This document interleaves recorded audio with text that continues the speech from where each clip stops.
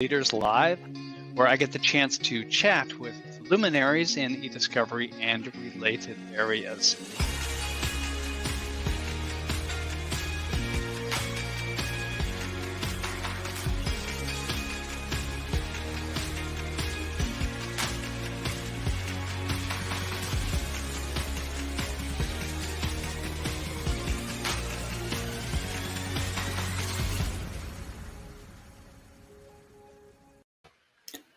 Welcome to eDiscovery Leaders Live, hosted by ACEDS and sponsored by Reveal. I am George Socha, Senior Vice President of Brand Awareness at Reveal. Each Friday morning at 11 a.m. Eastern, I host an episode of eDiscovery Leaders Live where I get the chance to chat with luminaries in eDiscovery and related areas. Past episodes are available on the Reveal website. Go to revealdata.com, select Resources, then select eDiscovery Leaders Live. My guest this week, after our failed attempt at doing this last Friday, I ran into technical challenges, but my guest this week is Mike Quartararo. Mike currently is the president of ACEDS, a role he has held since October of 2019. For those of you who don't know, and I don't know why you wouldn't if you're coming to this, but ACEDS is a global professional association for individuals and organizations in the private and public sectors who work in the fields of e-discovery, information governance, compliance, and the broader legal community. Mike, before taking on the role of president at ACEDS, did a stint with his own consulting practice as a managing director of EDPM Advisory Services, where he focused on an area that really is near and dear to him, project management. For nearly a decade before that, he was Director of Litigation Support Services at Strzok and Levan, and for about a decade before that, he was at Skadden Arps. Mike also has been a professor and advisory board member at Bryan University, along with one of my earlier guests, Bill Hamilton, and myself as well. He is the author of a leading book on project management in e-discovery, aptly named Project Management in E-Discovery. He also is executive director of Life Preservers, a charitable 501 corporation devoted to eradicating human trafficking and providing support services to exploited victims. And let's see if Mike is actually available and with us now. He's here. I know, Mike, you had a meeting. I'm glad to see you here. Welcome to this Friday morning session. Thanks for having me, George. I don't know that I've ever been called a luminary, so thank you for that. Well, you have been, you are, and we're going to continue that metaphor a little bit, shine a little light on what you've been up to of late. This is the first in what I hope will be a mini series of sessions where I chat with a particular subset of luminaries, people who are heading up. We don't really have an industry association as such in e-discovery, but in essence, quasi-industry associations. What I'd like to do today in the time available to us is have you talk about two things. One, focus on the things that you've been able to accomplish and that ACEDS has accomplished since you took the helm in 2019. And then two, turn our attention to things in development, the things you're working on now. Things accomplished. What's number one on your list? So I think the biggest thing that we accomplished, the most significant, we work in an industry that is constantly evolving, and the laws are changing, practices are changing, technology is absolutely changing. Like, I feel like I can't even keep up. My PC is 3 years old and it's out of date already. So the biggest thing that we set out to do from the very beginning was update our flagship product, the ACEDS certification, and the training that comes with it. So updated to include all the 2015 amendments, changes in cross-border discovery, some new takes on ethical responsibilities for practitioners, particularly around knowledge of technology and things like that. So the first big thing we did was looked at the SEDS exam. We assembled a panel of experts and rewrote some of the training materials and gave the exam an entire refresh and reorganized it a little bit with an eye towards having a later, more international focus. For people who've taken the exam before, are there other things they are going to notice that is different if they were to go to take it again? Obviously, the changes you just talked about, the substantive changes. Any other differences, or would it look familiar other than the changes in content? Just the organization of it. You know, we had sort of one of the pieces of feedback we've always heard, and there's sort of two components here. Attorneys who took the exam always feel that there's too much technical stuff, and those who are not attorneys who took the exam say, oh, there's too much lawyerly stuff, right? So what I really set out to do from the outset was not bifurcate it, but to organize it a little better, make it a little bit more succinct. So clearly, you know, as the founder of the EDRM, you know, there's these core processes in the center that, you know, whether if you're looking at the EDRM from information governance through presentation, those are kind of the core areas where any practitioner, lawyer or not, needs to understand. And then there's a component that is, you know, purely legal. And whether you're an attorney or not, you need to understand the legal framework. So what I did is I took some of the legal stuff out of the core sections, put it into a single chapter or two. There's the ethical component, the cross-border component, and then the what we call the U.S. legal framework. And it just made it easier. So now we have an exam that is, I think, more focused on the core sections, understanding those processes and workflows that are really critical to the e-discovery practitioner, while maintaining those legal components that are necessary, whether you're an attorney or not. And there's a very specific reason for that, and I'll get into that if you want to. Well, with a lead-in like that, of course, please get into that. So one of the things we've been asked about in jurisdictions around the world is, you know, we need a certification in e-discovery in the UK. We need it in APAC, in Australia. And, you know, we recently launched a SED certification for Canada.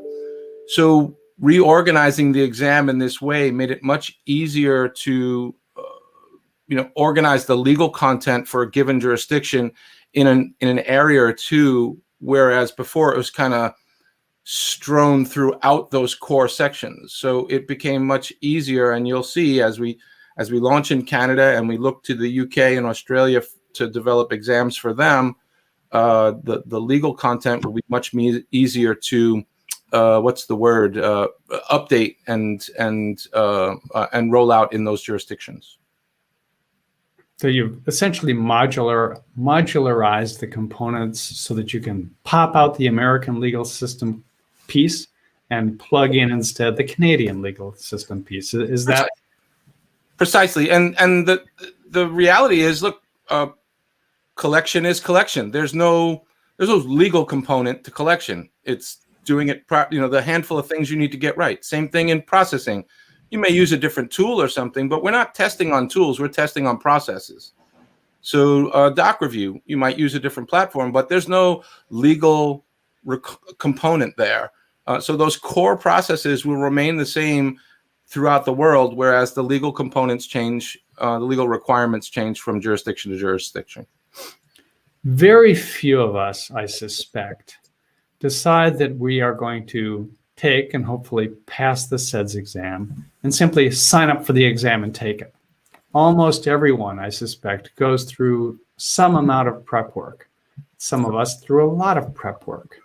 With the change in the exam, has there been a change in the resources available for people who are preparing for the exam?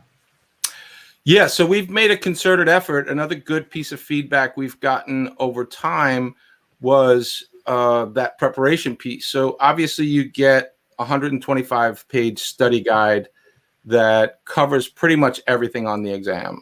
In fact, covers everything on the exam. And there's some good appendices. And We also recommend a number of different resources, industry resources. But what we've done to really step that up is we have, of course, a live class. I am actively building and should finish in the coming weeks a more asynchronous class for those who can't attend the live class. We have developed a mentorship program that provides, number one, the most popular thing is study groups where individuals, 15, 20 at a time, across different time zones can get together, look at the exam, read a chapter, work on a practice question, and just talk through some of their experiences. And it's been incredibly helpful in preparing people for the exam. And then, of course, we have the individual mentorship program. If you really feel that you need additional help understanding concepts, workflows, processes across the e-discovery spectrum, we of course have that individual mentorship program as well. So we've done a good job at, I think, building up some of the material that you can use to prepare for the exam. You also, I gather, have expanded not just in terms, or not just made changes to the test and the materials, but also expanded the number of chapters that you have located in various places. Yes, and continuing that as well, we've got about 28 chapters now. We added in 2020, Wisconsin, 2 chapters in Canada to coincide with our Canadian launch. Toronto and Vancouver. We added a chapter in Denver and in Orange County, and most recently in Atlanta, Georgia. So we're really going gangbusters there. In fact, we had a call yesterday about a South American, a Latin American chapter, which will kind of bridge a gap between Sao Paulo and Buenos Aires. So, and Australia. We're working on Australia as well. Any other upcoming chapters or envisioned chapters? We've had conversations with folks in Germany, in Paris, France, trying to increase our European footprint, because e-discovery is kind of spreading across Europe as it becomes more of a necessity for more organizations. We live in a very global environment now. A certain business, and the business environment is certainly more global. And so these e-discovery issues can pop up anywhere. I know we had, I think, our first ACEDS certification issued in Russia, which was fascinating to me. Just a lone individual in Moscow who encountered some e-discovery issues and wanted to learn more about it. So, yeah, it's growing. Now, the taking of the test with COVID must have changed. I know when I took the exam, I went to a physical location. I sat down in a little carrel, which was right next to a bunch of other little carrels. I happened to be the only one in there, but I could have been surrounded by other people. Mm-hmm. I had to stay in that room for hours or however long it was, leave to go to the bathroom, and that was it. Obviously, that has not been able to continue the way it was. What have you changed there? Yeah, so one of the first things we had to do when COVID hit a little more than a year ago was pivot to online exam administration. And our testing service, we use a vendor much like any organization might use for a standardized exam. And so we were able to pivot pretty quickly. The only thing we've really encountered is sometimes folks have trouble with the camera or with the little security app, because it's a proctored exam. You have to be watched. You can't have your browser open and have all the answers in front of you. So there's been some technical issues with that, but for the most part, I think we've worked through those. I have gotten some calls on a Saturday afternoon where there was an issue, and we try to work through it. But it's worked pretty smoothly. The pivot to online exam administration has worked. We continue to offer that, and of course there are our testing center. There's over 1,000 of them available around the globe. So most major cities, they're not too far away from our test takers. So this has really ultimately opened up opportunities for those people who, for whatever reason, cannot readily get to a testing center. Yes, no, absolutely. Yeah, absolutely. You have, I think, over the past couple of years, and I'm sure work began well before that, increased the number of partnerships that ACEDS has with other organizations, right? Yeah, no, for sure. I think we're at about 31. It's a guess on my part, but yeah. Listen, partnerships are what help us sort of keep the lights on. We are a staff of 7 or 8. And the partnerships are ways for us to provide educational content to our members and the industry in general. They are an extremely valuable part of what we do and what we offer. So it's been a real good ride for us, and I'm super proud to be affiliated with them and with you and all the others, and it's worked out well. Any partnerships you want to highlight right now? I mean, look, what I try to do, to be honest, is stay so neutral, and believe me, there are challenges around that. But we're focused on education. We're focused on our certification. Certainly, by having a partner, there's some level of endorsement there. But I am not in the habit of blanket endorsements of one over the other. I believe that there's plenty of room in this space for everyone, whether that's a service provider, a law firm, a software company, other industry associations. I believe that there's plenty of room for everyone to play in this sandbox. And so I really try to stay neutral. So I'm not about, George, endorsing individual products or services. Or even naming partnerships right now. Huh? But it was well, all our partners are listed on our site, so you can go see who they are. But it was a really good try on your part, though. Well, okay, I'll try something else. See, I think I'll have more success with this one. When you joined, and pre-COVID, ACEDS was not doing the type of thing we're doing right now with the eDiscovery Leaders Live sessions and other comparable sessions. So you introduced, as an organization, new ways of reaching out to and new ways of communicating both with people who are members and not members. What are some of those new things that have been introduced? So I think this was just a logical transition. I mean, certainly many more people are spending a lot more time at home in front of computers. I think a maturing organization on any level understands that people appreciate video, people appreciate social media.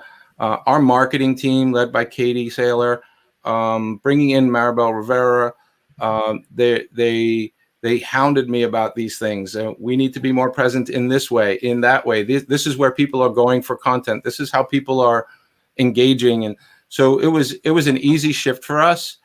Doing things like this very presentation is just easy for folks to watch. It's a short form interview format. Get some information, and then it kind of lives in perpetuity because we store these, right? We save them. So that's an easy way to do it.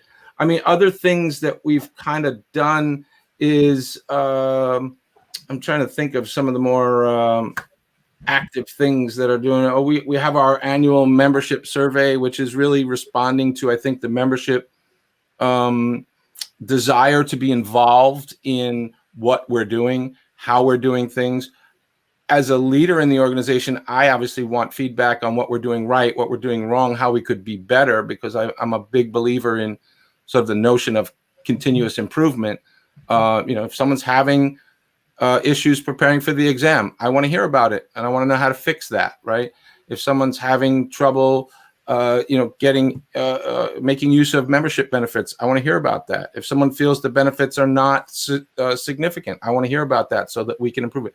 So the membership survey and the report we put out is really a reflection of the membership's view of the organization, and frankly, feedback for us on how we can improve.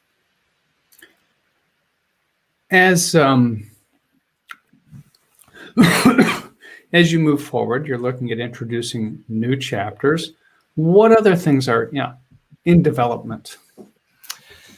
In development are those new chapters. We want to revamp our career center. We get calls all the time to help individuals connect with others on jobs. And we've had a career center, even before I arrived. It just hasn't been sort of actively featured. So we're revamping that. We're rebuilding that. We're going to find new ways to make that more useful for the membership and for the recruiters in the industry, and frankly, service providers and law firms, anybody who's looking for a job or anybody who wants to post a job.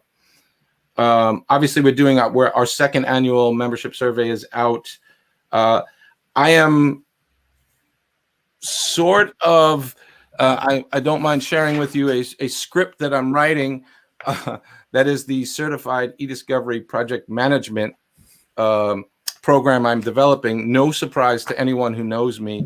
It would be a surprise if you hadn't at some point gone there. So that will be coming. Unfortunately, building a course that's meaningful and significant, and an exam that accompanies it, particularly a standardized psychometrically sound exam, takes time. So I'm actively working on it, and we will get that moving. What's some of the other things we want to do? I would love to bring back an ACEDS conference. We've talked about it for over a year. We're exploring it, but as you know, the conference space is really full. Yes, there's enough. Schedules are tight. Events will be coming back. They're starting to. They no doubt will be plentiful once we get to that point where we can do that. So, yeah, that's a challenge to fit it in. That said, it was in the past quite a successful event. I anticipate folks would look forward to the return of something similar or even a new and improved version. Yeah, no, I look forward to it too. It's just a matter of getting the resources in place and planning it. It's, a lot of work goes into conferences. I don't know if everyone who attends conferences really ever considers what goes into putting that show on. It's quite an undertaking. I mean, I know that some of the conferences that I've worked on, that you and I have worked on, pretty much the day after we finish it is the day we start thinking about what the next year's conference should look like. Yeah, no, I mean, and I've been on conference at other organizations, and it's a year in the works, right? Mm-hmm. And then you hope everything goes right. Right. That's right. Are you, what other things under development? We've got a couple of things going on. We're really looking at ways to improve member benefits. We recently added free CLE credit for members. And I recognize that applies mostly to attorneys and paralegals who need the CLE credit. But part of the mission, frankly, our education mission, and for those who don't know, we're owned and operated by Barbary, a legal education company that has a global footprint, and the overall mission is education. And I shouldn't just say education; I should say legal education. So. The ACEDS mission fits very neatly into the Barbary mission. So CLE credit for attorneys and paralegals, we feel, is a huge benefit to them. We added that earlier this year, completely free as a member. So there's a huge benefit there. What else are we looking at doing? We want to roll out a membership directory. We want to have a vendor directory, a speaker directory, all things that are in the works, and we're looking to put right up on the website. We've recently gotten our chapters their own web pages and all kinds of dashboards and ways for chapters to interact with the national organization and just make the process a little bit more seamless. And so still working on the kinks out of some of that stuff, but it's come a long way, and I think that the chapters are functioning much better than they were in the past.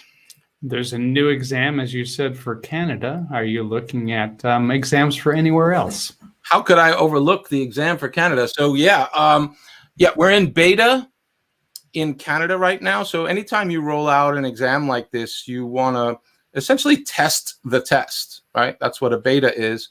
And so we get a number of people to take the exam. The only difference, frankly, is there's a few more questions in there, because typically in the analysis after a beta exam. Some questions are cut.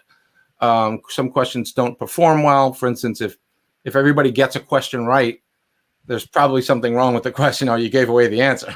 On the flip side, if everybody gets a question wrong, there's also probably something wrong. So it's really, at Barbary, we have a team of psychometricians that analyze those test results when they're done, establish a cut score, and then we notify everyone of their exam results. It is exactly the same credential as if you took the regular exam.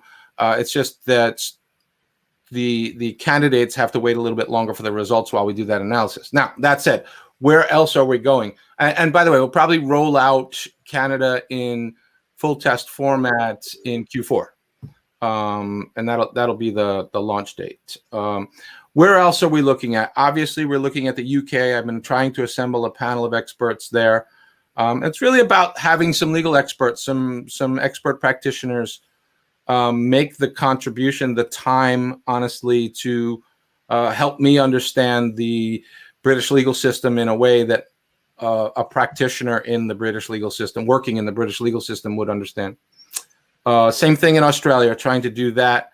And then, of course, I think we'll turn our focus to Latin America and getting a certification in place there. It's kind of a hotbed right now for e-discovery down there. So I notice a pattern here. The US, Canada, UK, Australia, all basically common law jurisdictions, as opposed to code jurisdictions such as France, for example. Yes. Are you thinking about moving into that arena? So it's been suggested to me, and I have to tell you, so Canada is actually an interesting country. Canada is one of those few countries that has both a common law system throughout most of its provinces, and then Quebec. Right. Quebec is a code system, legal system, and it's based obviously on the French legal system. So, well, and we have Louisiana, a code system as well. We do, and you know, it's always, you know, in law school they always taught us that's the outlier, right? Louisiana is the outlier. But great question. It's been suggested to me that could we write an exam for all of Europe? And there are challenges there that when I started looking into it, there's just so much disparity. And I don't know that, like, here in the States, we teach to sort of the federal system, right? Every state has its own civil procedure rules, its own criminal procedure rules. But there's more of a unified approach, Louisiana being the exception, right? And even in Canada, you know, the Quebec as an outlier, the practice isn't that different. I'm not sure that that is the case in Europe. Things are very different from country to country.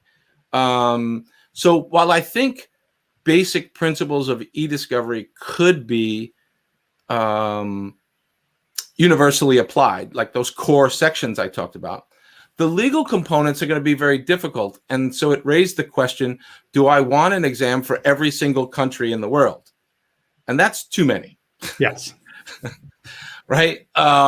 So maybe there's a way to think about it. I'm open to suggestions if anyone has one.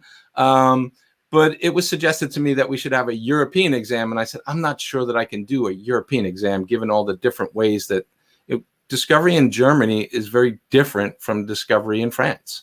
And discovery in the UK, even in Ireland. You know, we have a chapter in Ireland. I've been talking to the Ireland chapter about an Irish exam. It's just very different. So the good news is I reorganized the exam in a way that makes that piece easier. But again, I don't think we want 200 versions of the ACEDS exam. So it sounds like you've made a lot of progress. You've got things underway, and good news, bad news, you've got challenges ahead of you still to tackle. Love a challenge. I love what I do. I wouldn't do it if there wasn't a challenge. And, you know, as they say, when you love what you do, you're not really working. So, well, I don't know about that. Well, that's good. Yeah, no, there's been some long days. I don't mind them terribly. My wife minds them a little bit more than I do. But it's been an extraordinary ride, loving every minute of it. I've been an educator probably all my life, frankly. Even back in my law firm days, I always found that I was teaching lawyers and paralegals how to do something using technology. So this is just a logical extension of that, and I feel right at home doing it. Well, Mike, thanks very much for taking the time from what I know is a busy schedule to join us today. Mike Quartararo is the president of ACEDS. I am George Socha. This has been eDiscovery Leaders Live, hosted by ACEDS and sponsored by Reveal. Thanks for joining us today, and please join us again next Friday for yet another episode of eDiscovery Leaders Live. Mike, thanks so much. Thanks for having me, George. Have a great one. You too.